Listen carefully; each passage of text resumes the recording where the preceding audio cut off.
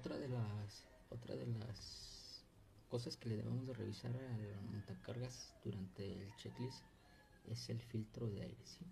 Normalmente el filtro de aire va protegido por una base, ¿sí?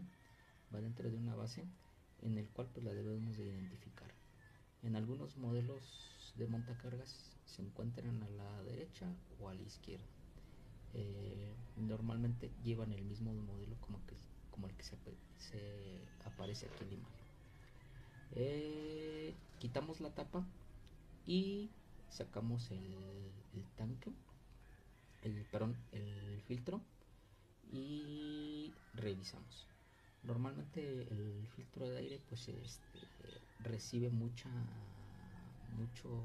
polvo al momento de estar operando el montacargas.